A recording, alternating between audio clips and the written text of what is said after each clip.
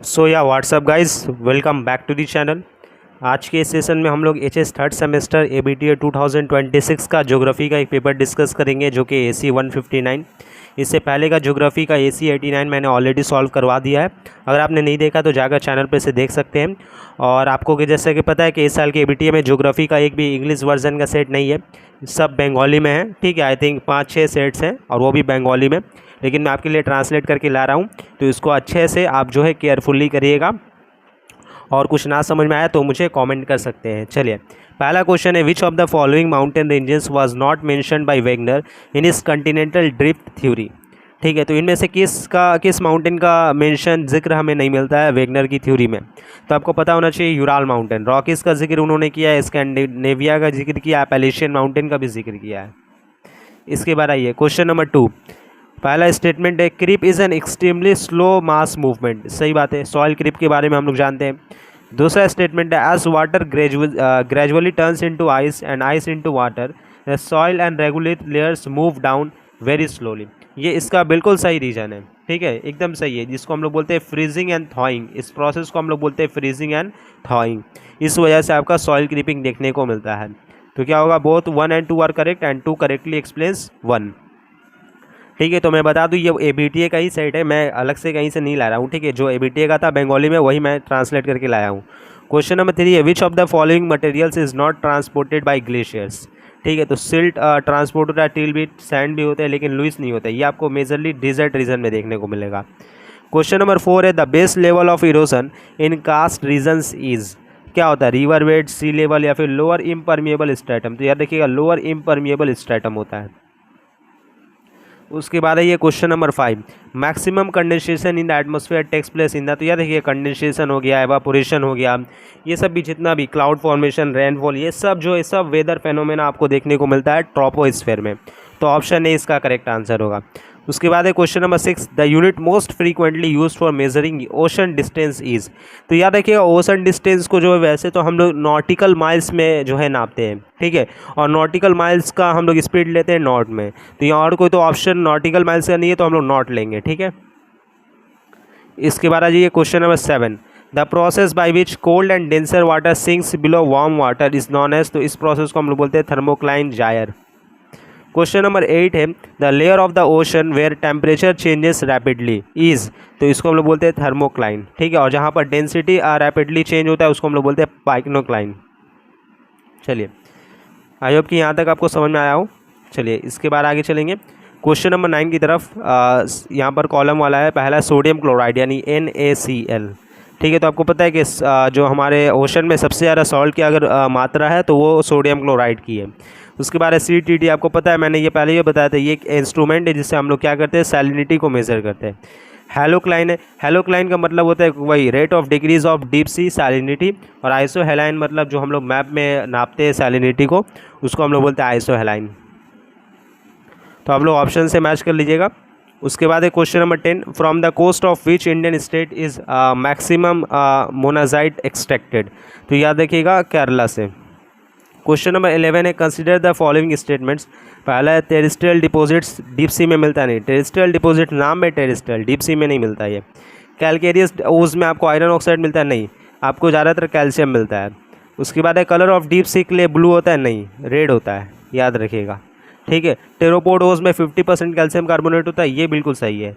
तो ऑप्शन 4 ही सही है, बाकी सब आपका फॉल्स है। ठीक है, तो ऑप्शन 4 क्या है आपका, सही है, ऑप्शन 4 इज़ करेक्ट।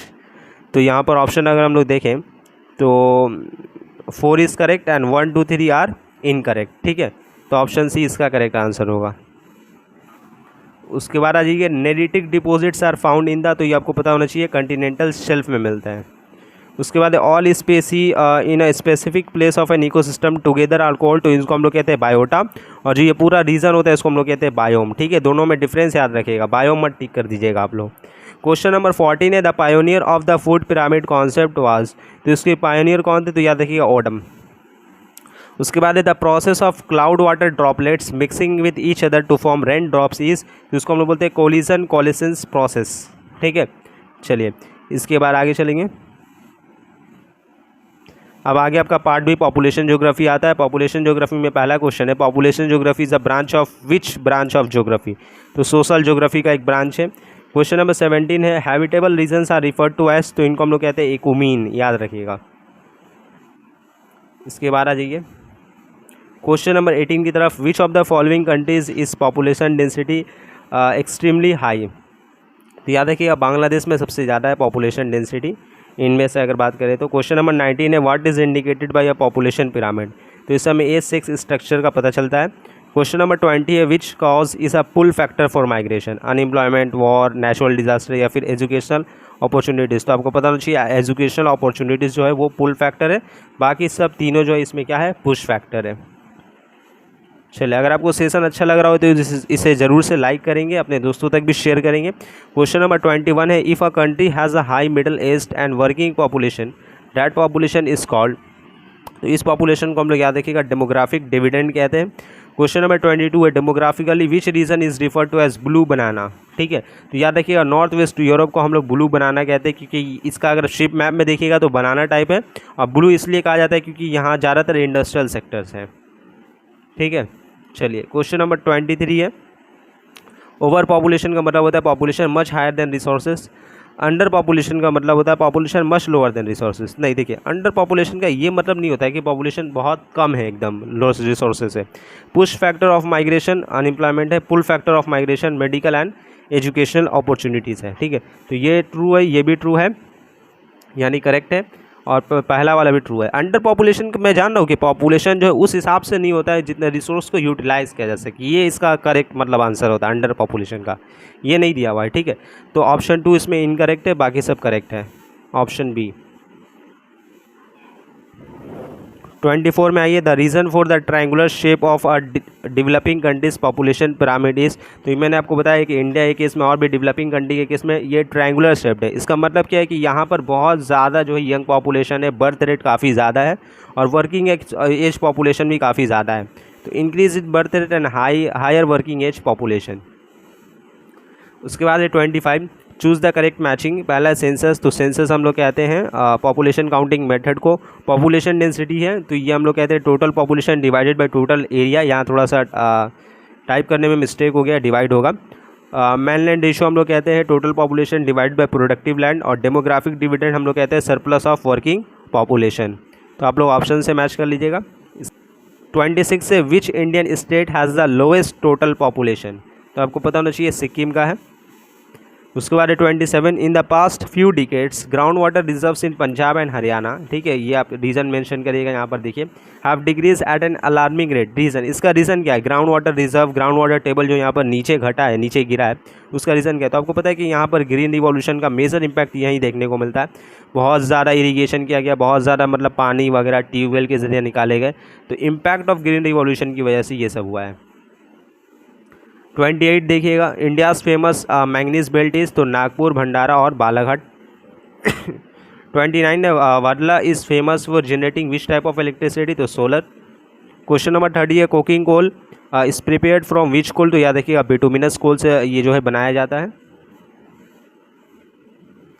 अच्छा, उसके बाद क्वेश्चन नंबर 31 है, the most damaging effect of the green revolution was?